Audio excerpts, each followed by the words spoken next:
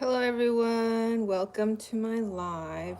I will be discussing a paper I presented at Virginia Tech some years ago when I was a graduate student in light of recent events. I will acknowledge my privilege first. I am not Indigenous. I do know rich people on both sides of the border, US, Canada, and therefore it gave me confidence to write this paper. The Canadian US border, period one. So I have a large theory from my research, but for the general public, I think it's helpful to start with, the context, the more material side of things, and then I might read out the logical conclusion when I finish that part. I just made biryani, by the way. Period 1. The British Royal Proclamation of 1763 set the tone for future Canadian and American policies in the first period. Both regions were in the process of formation, and their policies sought to separate pioneers from the indigenous populations. Partly due to a faster population growth, the US was more invested in obtaining land surrenders and enforcing sedentary lifestyles onto the native populations. So I'm referring to the Indians who were here before Europeans. Both British and Canadian officials perceived threat from the US and subsequently promoted native territorial interests. For example, the British Superintendent of Indians in the Northern Department, Sir William Johnson, argued that Britain should centralize its Indian policy and protect Indian lands from the 13 colonies' agricultural expansion. Many of his ideas were adopted in 1763. The clauses in this proclamation touched upon the issue of frauds and made new requirements for acquiring native land, such as the presence of state institutions. Former French territories now fell under British jurisdiction, according to the British. In efforts to reorganize new territories, the 1791 Constitutional Act divided Lower and Upper Canada. Lieutenant Governor of Upper Canada of the time, John Graves Simcoe, feared an American invasion and sought to create a buffer zone. He negotiated with the First Nation tribal people accordingly, arguing that Ohio River should serve as the border between the United States and native land. Native tribes resisted expansion in instances such as Pontiac's War in the 1700s. A call for arms is worth to quote here.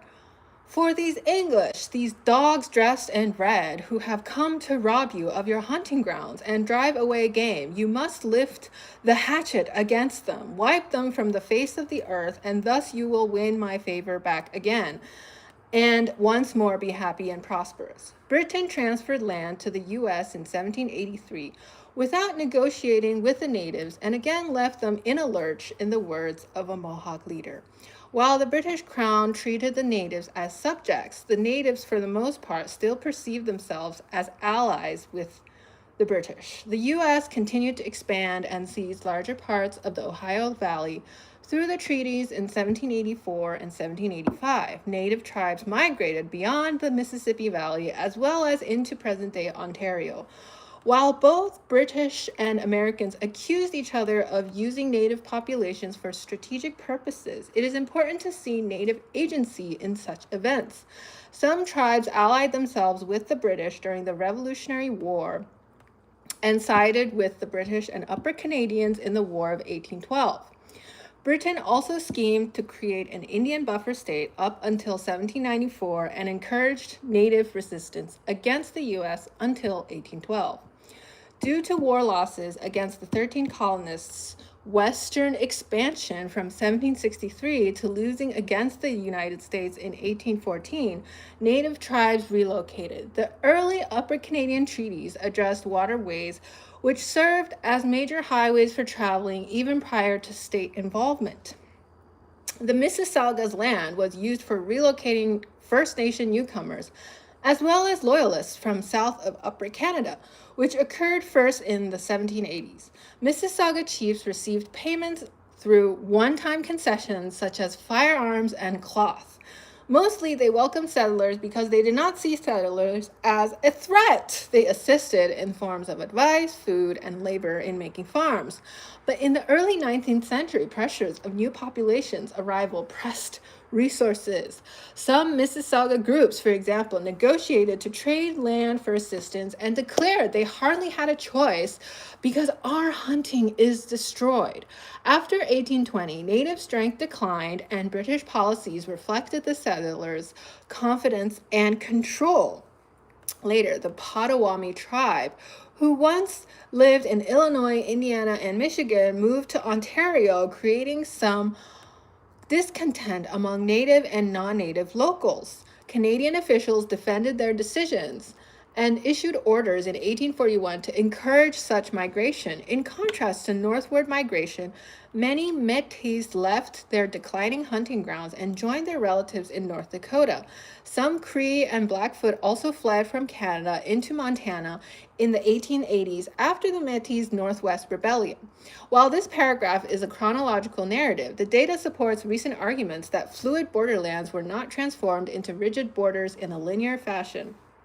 With the decrease in natural resources and new agricultural objectives of settlers, mercantile capitalism gave way to agrarian capitalism. In the words of historian Patrick Wolfe, this process introduced a zero-sum contest over land on which conflicting modes of production could not ultimately coexist. Overall, indigenous tribes strove to maintain hunter-gatherer lifestyles wherever they went. Some employed strategies such as forming new alliances with new tribes through ritual and literal kinship, such as intermarriage. But hunter-gathering lifestyles were horizontally organized and could not coexist with the incoming sedentary settlers. Their hierarchical society or economic objectives. In particular, the borders divided the Blackfoot tribe and destroyed a regional pattern of living confirmed by generations of experiences. Native skepticism in the mid to late 1800s. Historian Andrew Graybill argued that white migration caused much less conflict in the Canadian frontier because of the British Columbia's prior engagements with the French Native intermarriages and French Native intermarriage. So British Columbia and then French Native intermarriages. Yet room for conflict remained. While Blackfoot, also known as Blackfeet, and Cree tribes have been at war with each other at times, both had anxieties in regards to the decrease in the bison population, hardening survival conditions, and growing white encroachment. The Blackfoot tribe, wary of Euro-American encroachment, was the last native group of the American Great Plains and Canadian Western Interior to sign treaties with the United States and Canada. Heated communication between native and white populations were recorded in 1871 when chiefs and deputies of the Cree tribe inquired about the status of the land and intentions of the Canadian government.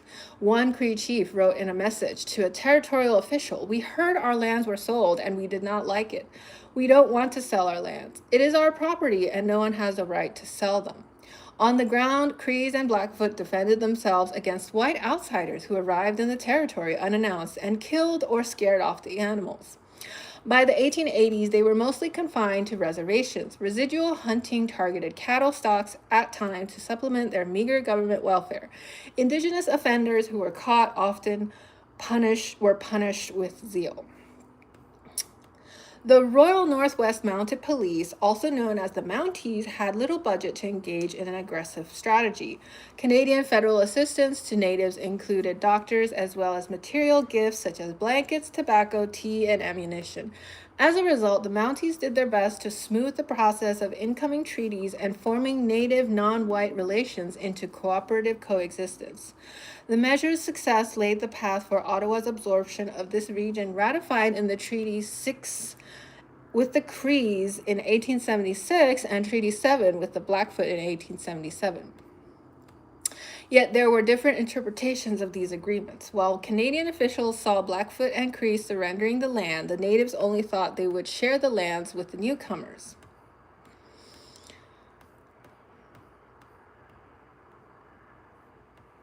Unfortunately, more laws continued to disrupt Native life. The Indian Act of 1876 divided Native peoples across Canada. The act defined in a patrilineal fashion, in line with the assumption in the dominant white society that women were not persons in their own right, but rather the property first of their fathers and then of their husbands, and created rigid legal categories of Native. Native women who married European men or non-status Aboriginal men could not stay on tribal lands in Canada. Subjecthood similarly became nationalized. Rather than the gift-giving norms of initial European Native contact, citizenship determined the welfare Native populations received. One account recorded how a traveling band of Kainai natives were questioned about their Canadian status by the American authorities. Authorities later saw that the band's leader wore a medal and found out upon inquiry that he was present when an American treaty making took place. Only then did they distribute rations for his group. Similarly, in 1880, after experiencing difficulties in obtaining a head count of a tribe, the Indian Commissioner Edgar Dewdney noted, "No Indian shall be paid until he has his ticket, and to receive rations or anything else from the government, he must understand that he must be in possession of it. They can preserve these tickets if they please. I know Indians who kept a little scrap of paper for years which they thought of value." While Canadian settler methods involved less bloodshedding, the native occupied land was seen in a similar light by the settlers, and both resulted in impoverishing natives. Officials saw potential profit in the West, especially in the realm of cattle herding. Southern Alberta and northern Montana were both considered cattle kingdoms. Investment from other Commonwealth countries flooded West Canada. While there was significant economic competition in the western regions of Canada and the United States, Canada used U.S. postal services and U.S. dollars in the late 19th century. Cross-border ownership of cattle also occurred. This phenomenon decreased as disease control delineated borders and monitored cattle infections. Natives were similarly restricted to borders when administrative problems arose. In the 1880s, then United States Commissioner of Indian Affairs Hiram Price noted that reservations lacked a proper and exact definition of the boundary lines by plain and permanent marks. He thought that the absence of proper marks and monuments to indicate the out boundaries of our Indian reservations was the primary cause for discord rather than the fundamental conflict of worldviews and interests. With similar objectives in mind, the Canadian government instituted the pass system in 1885, which required natives to obtain passes when leaving reservations. In the 1880s, the governments on both sides began to reassess the extensive space which large ranches occupied. Speculative squatters and spurious homesteaders were censured by the Canadian government, which vetted the applicants more closely than their United States counterpart. Some officials sought to promote agricultural interests, which required less space and more laborers. When viewing Calgary, Inspector of Dominion Lands Agencies William Pierce declared in 1883 that there was a need for a Dominion Lands office there in the future. He saw that the land could become agriculturally more productive after the introduction of the Canadian Pacific Railway.